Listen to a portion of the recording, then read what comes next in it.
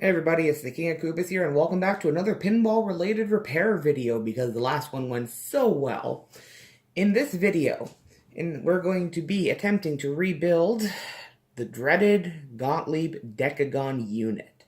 Now, just like in the last video, I have a couple of prerequisites that I kind of want to quickly go over before we jump into the rebuild. So if you're not interested in that, go to the timestamp listed below, and we'll get right to the rebuild. Alright, so, the Gottlieb Decagon unit, I don't think anyone really likes working on these. You see, Gottlieb designed these to replace their old rat trap style of score reel. The idea was to make something that's more reliable and easy to work on. And they failed miserably.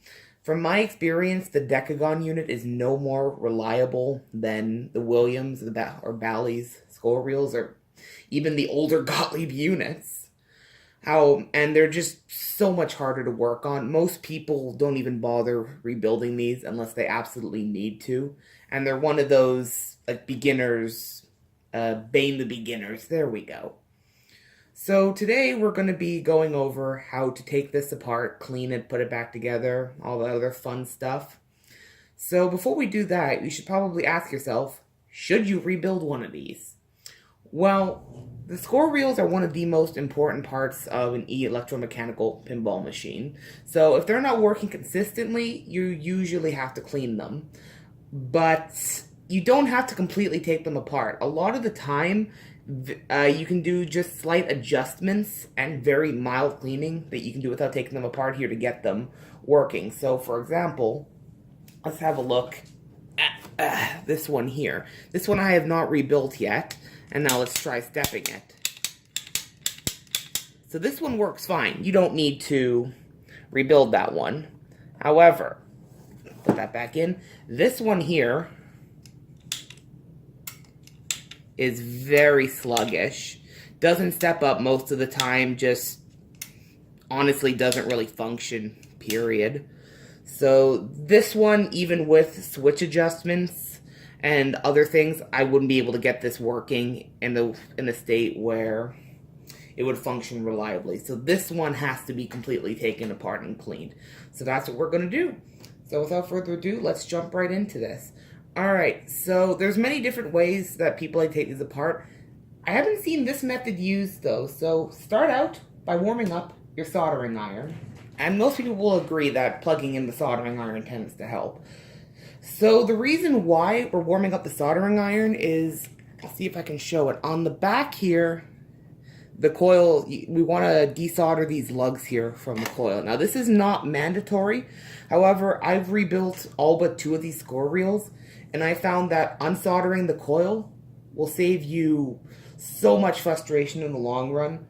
And yeah, just desolder it. Do yourself a favor. I don't think this thing was meant to come apart or go back together with anything soldered on here.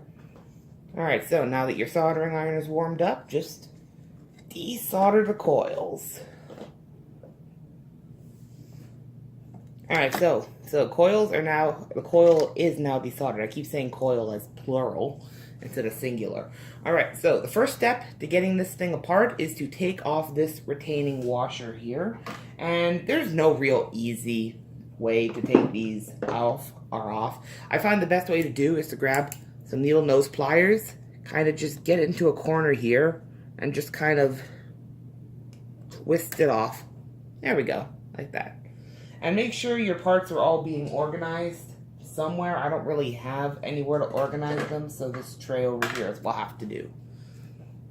Take out a washer here, and now the next step is to unscrew these 2 screws here, and that is not the right screw.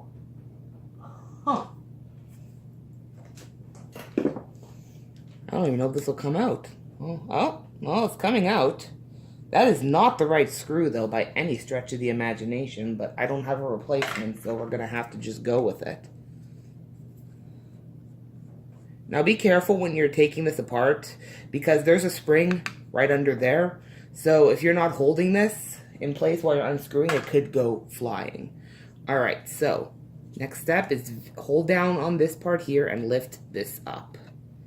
And that frees And that frees this Bakelite board here. Alright, so, and kind of just try and move that off to the side. Alright, so now as you can see here, there's this part right here. This is what controls the high score on this one, because this is a hundreds unit right here. You can see it goes around this board here, and that's how it tells for high score. Before you go any further, you're going to want to mark that with something. There we go. So, just take a pen here and just mark the position of where this goes. Just kind of roughly. It doesn't have to be 100% exact. Just get it close enough. Alright, so now that that's done, continue the disassembly. There's that spring. Be careful. Take everything apart. And this reel right here slides off, and put this aside for cleaning, because this is going to need to be cleaned. Continuing our disassembly, take the ratchet and spring out, put them aside. Alright, and now we're down to the basic ratchet assembly. Now, you can probably get away with not going too much further here and just doing some general cleaning here.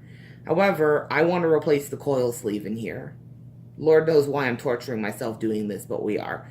So, the first step towards doing that is take this spring off here, just so this slides freely. And now you need to take off this switch stack here. Now, this is not 100% mandatory, but you'll save yourself more headaches taking this off than leaving it on. So now begins everyone's favorite game of, do I have the right size nut driver? Okay, so my small socket's mysteriously gone missing, so we're doing this the old-fashioned way of just very slowly of loosening it with a flat or with a needle nose plier, and then just kind of spinning them out with my fingers, which is what I normally do anyway. These gaps are so narrow between these that you need a really, really, really fine bit to get at these anyway. There we go. One out. Take the screw out. And by the way, sort your parts, people. Don't do what I do and just kind of throw everything wherever there's space. Now, I actually want to see if this nut driver I have is the right size. No, it's not. So we'll have to tighten these with a flathead as well, which I hate doing, because it's just a pain in the ass when you have no clearance. But it'll work. Alright, and it might be a bit stuck on after you remove the screws just from age, so there we go. That's completely separated. Alright, so next up, in order to get at the coil sleeve and to get this bracket off here, we have to take the cover for the coil right here off. So same thing, just grab your screwdriver, and there's 4 screws here, here, here, and here. Now, you can also, if you'd like, take the actual switch stack off over here to completely isolate this, which I'm actually going to see if I can just kind of twist this a bit here so I have a bit more. There we go. No, that's not going to work. Don't bend these wires like I am. It's just a recipe for disaster. You don't want to internally break something. So yeah, that's your call. I usually don't, and I just kind of deal with this frickin' flop here. It's not the biggest thing in the world, it's just kind of a pain. There we go. Alright, so now that the screws are out, this whole assembly just kind of comes apart here. So now you might have to kind of work it free. Slide the coil from the back here off of its stop and lift. So, there we go. There's the coil, there's the sleeve and the top piece here.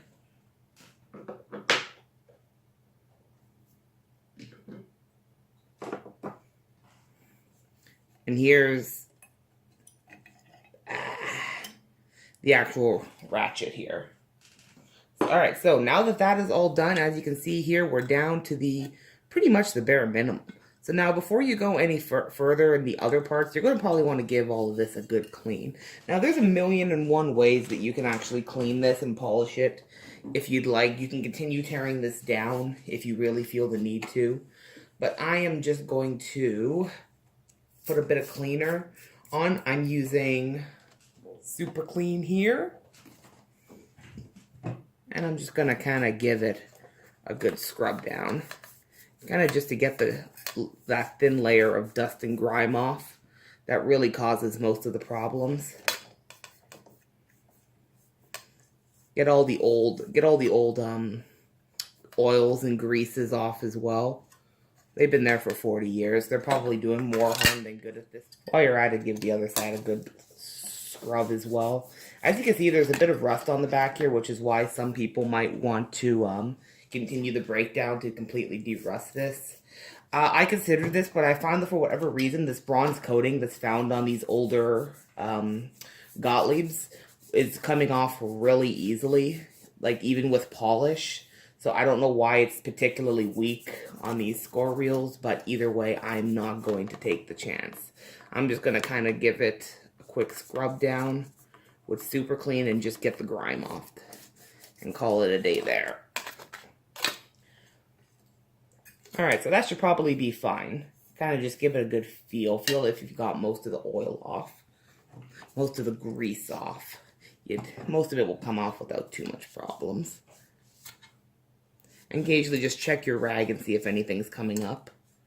Alright, so that should be good there. So now there's one more step that you want to do before you start putting anything back together here or cleaning the other components. Take a Scotch-Brite pad. Put a bit of cleaner on it. And this track up here, go ahead and give this a good rub down. This just kind of polishes up the traces and removes and all that gunk that will cause problems. Again, it helps if it's on stream. You can kind of see all that grime that's coming up. Just give those traces a good cleaning. Don't be too aggressive. You don't want to take the traces off. You just want to get the crap off. And now I'll just get a clean rag here, or cleanish rag, and just kind of give that a good wipe down. There we go.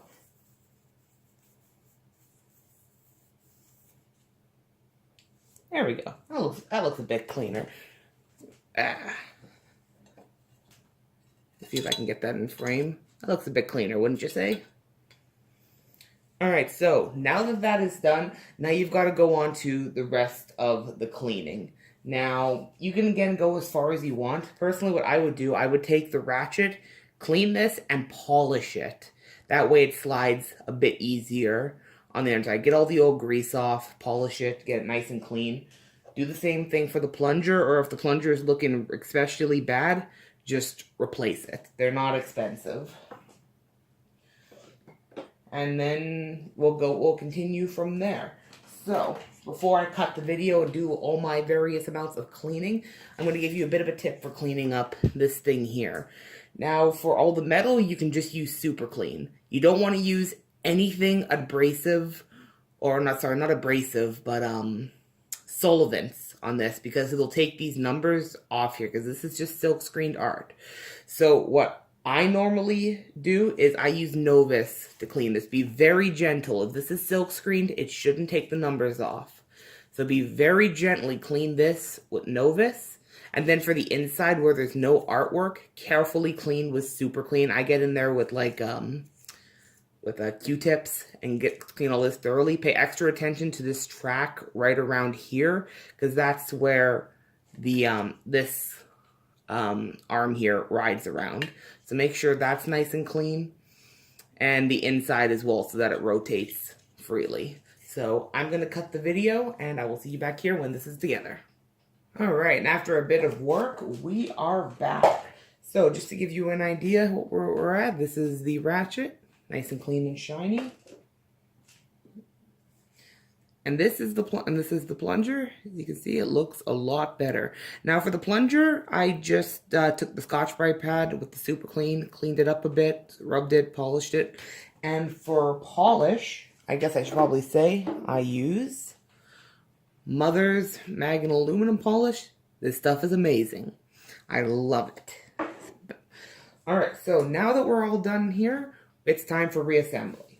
So, first thing you're going to want to do, or don't want to do, is, if you notice when we were wiping it off, there was a little bit of grease here and here. Now, you don't have to re-lube this if you don't want to. It'll probably run just as fine dry. However, I'm noticing that there is a bit of wear in the metal down here.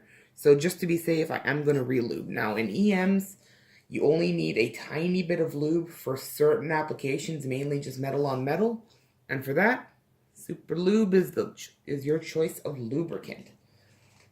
So I'm just going to put a bit on my finger and just kind of rub it right here. Just kind of lube it up where the wear marks are. Just a bit. Very thin. You don't want any more than you absolutely need. Alright, so now that we're done that, we'll be needing more Super Lube here soon, so don't put it away yet.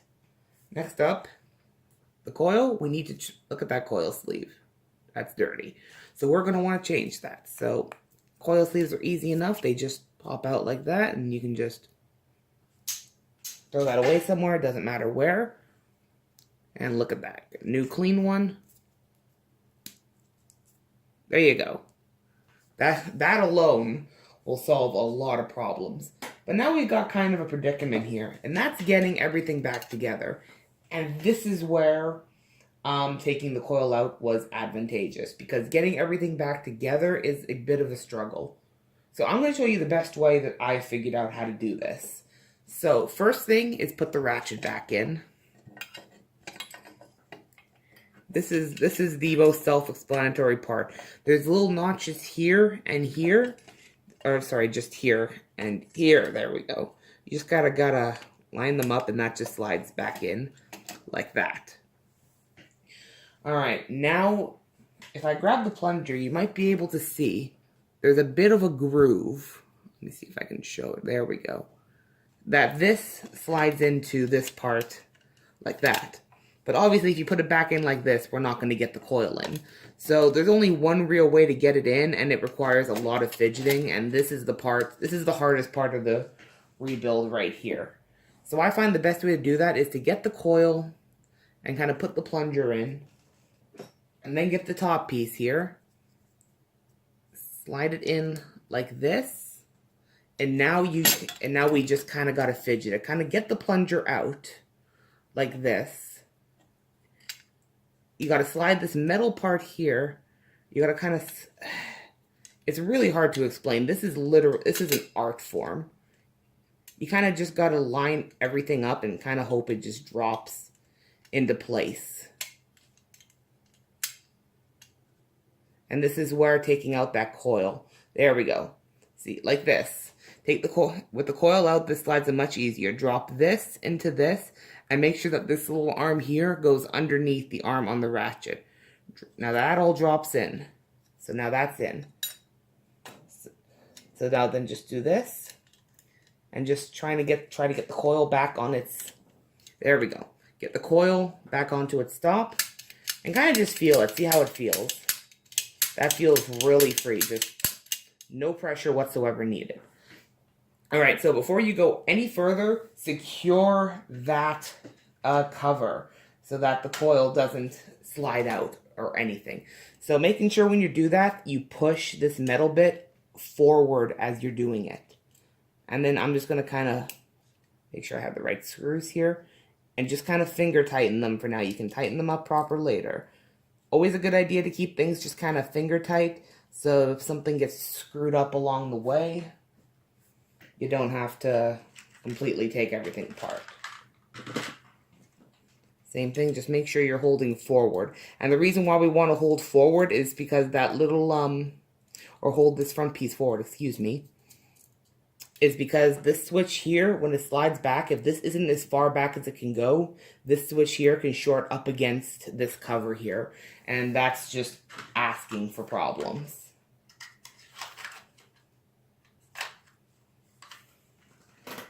Also, make sure, as I said in my previous video, make sure you aren't stupid like I am, and you have all your lock nuts on, or lock washers, or whatever you want to call them.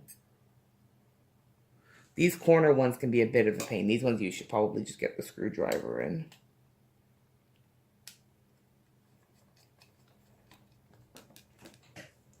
Alright, now before you...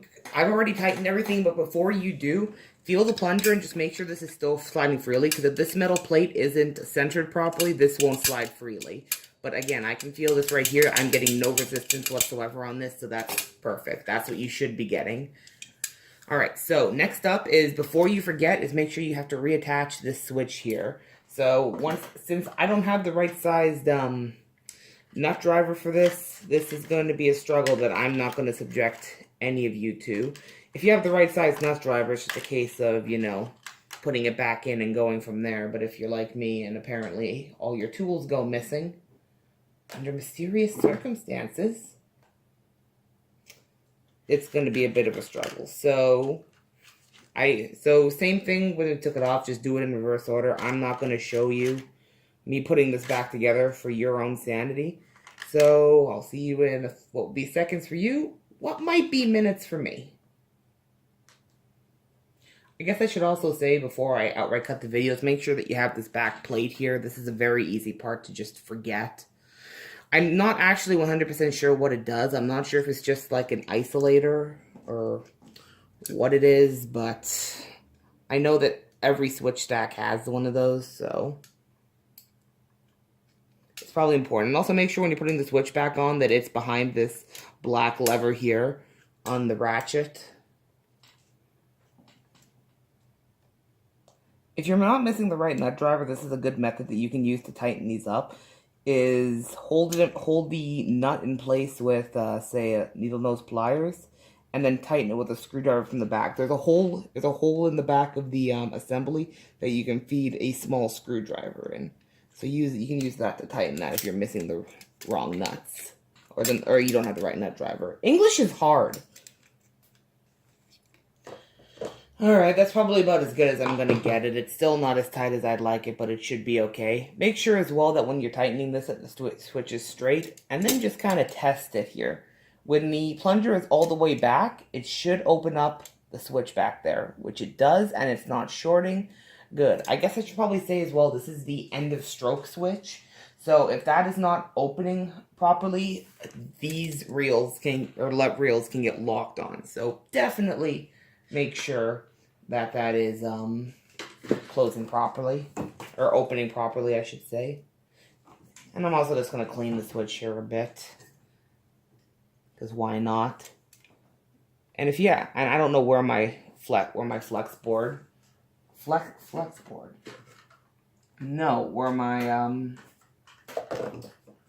stone got off to, so I'll just use this little bit of sandpaper I just found lying around here just to clean this switch.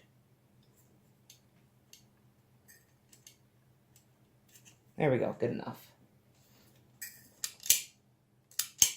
There we go. Works like a charm. Alright, so before we continue disassembly, I should probably show you something that happened. So I don't know if this was cross-contamination or what it was, but as you can see here, some of the numbers started coming off here as I was cleaning. Now, I find a lot of the time that happens if they've been touched up with like paint or something previously. So if that happens to you, don't worry, there is a fix. Your old friend, Sharpie. I find the best way to deal with this, honestly, instead of going through really fancy messages, just get a bit of Sharpie and just kind of touch it up. I'm going to be doing this off camera here just so I can get it exactly the way I like it. Just go slow, touch, and you can really just touch these up. And since you see these from so far, and since you see these numbers from so far away, you won't really notice as you're playing the game. Obviously, if you're looking at it right up close, you'll see it, but otherwise. Alright, I think I'm happy with that. So just for reference, you can see here, there's the 3, there's the 2, there's the 1, and there's the 0. Obviously, it's not perfect. I kind of prefer using black paint, but when you're playing a game, you are not going to notice that the numbers aren't 100%, so I'm not too concerned. Alright, so next step is to actually get that scroll reel back on. Before we do that, we have to get the ratchet and spring back on. Alright, so this spring right here just kind of drops in like that. And also, don't forget to actually put the spring for said ratchet back on. So that goes there, and then that just kind of sits there like that. Perfect. Now this ratchet here, again, I'm going to quickly clean here because I forgot to clean it.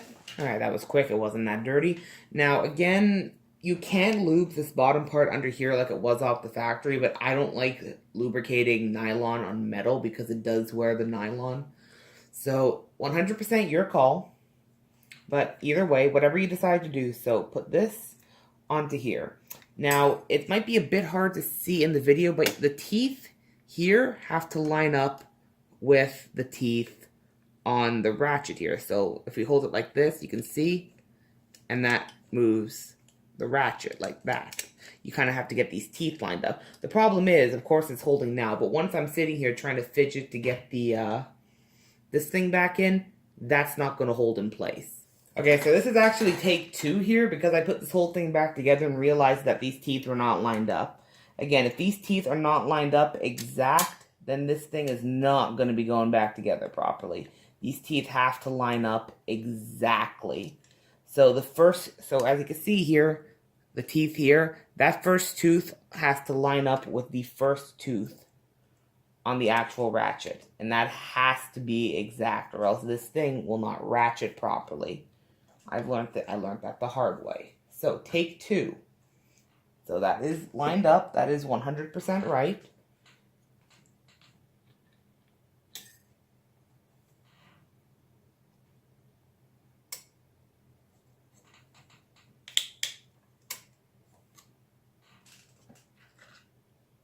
Alright, so put that in and kind of hold it like this. Actually hold it down. Don't do what I just did. Now take the match piece that you see here. Again, I'm forgetting this is take 2. I had to actually explain what I'm doing. And line it up with your marking, just like that. Take your little washer there and kind of use this to kind of just lock everything into place. Now, I'm going to quickly cut to tell you one other step. However, there's one more step you're going to want to do, and that's grab your Teflon, or your super lube. I don't know why I call it Teflon. And get a very, very thin layer up here, just so that that little arm there travels a bit more freely.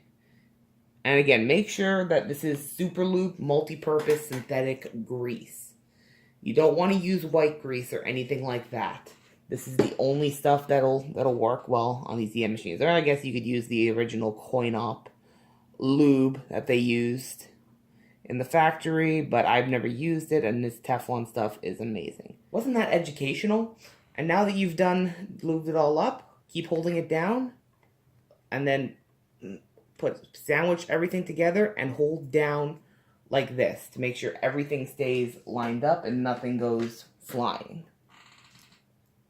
Next, put the washer in, and now for the C-clip, or U-clip, or whatever clip you want to call this thing. Now these things, again, there's no easy way to get these back on. Usually what I'll do is I'll just kind of start them with my finger and then get a large screwdriver and just kind of push them into place like that. Alright, so now that that's in, let's get the rest of the screws back in. And hope that it works this time, or else we'll be going to take 3. So I'm just going to finger tighten these for now to make sure that everything is lined up.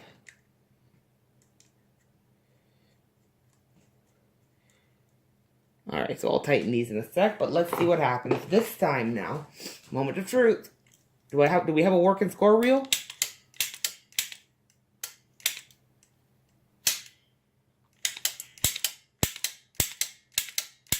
Looks like we mostly do. As you can see, there's a bit of a hang up on the 9. That is actually fairly normal. I'll show you how to fix that in a sec. But as you can see here, nice and fluid, no resistance, and it has a nice firm snap to it now. So, now that that's actually done, I'm going to go ahead and retighten this. Alright, so we're almost done. We have one more adjustment that we really have to do to get this thing operating as 100% smoothly as I would like it to. If we hold this up, and we can kind of see if I can, there we go, twist this just the right way. Trying to see, there we go. You can see the switches in here. These switches are for the various, like for like the zero position, the carryover, etc., etc.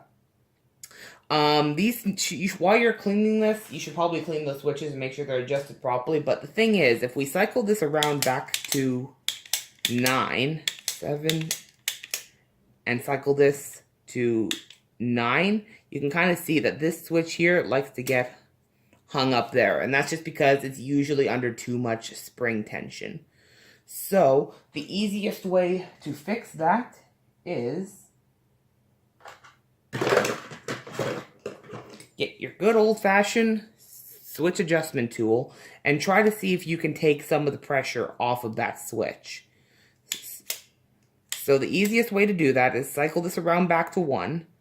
And now, it's not really any easy way to explain it. Just try that. It's the middle switch.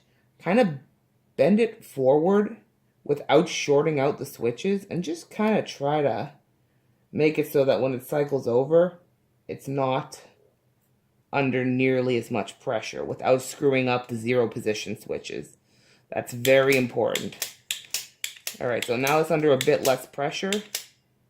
9. Look at that. Much cleaner snap. Now just check your zero position switches. Make sure none of them are shorted. None of them are shorted. Perfect. 9 position is not shorted. Does not look like it.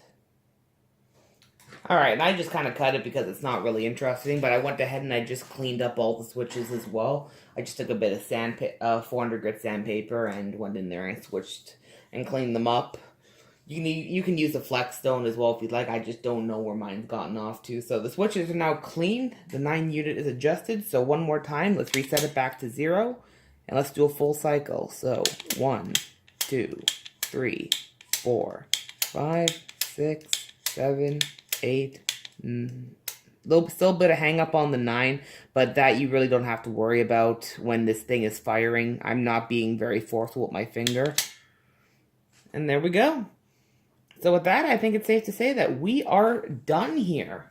I forgot like one thing before I was doing my outro actually. We haven't reattached the coil yet. Don't forget that part. So now that this is all nice and done, I'm going to go ahead and just slide this back into its groove. And now let's get some solder going. Kind of just quickly inspect your soldering job, give the wires a quick pull, see if they're on there firm. That looks like it's on pretty good there. So with that, you are pretty much done. Score reel's done. Move on to the next one. So hopefully this tutorial was at least somewhat helpful. Apologies again if it wasn't the most concise. I'm still learning myself. But yeah, thank you all for watching, and I'll see you in whatever I end up doing next.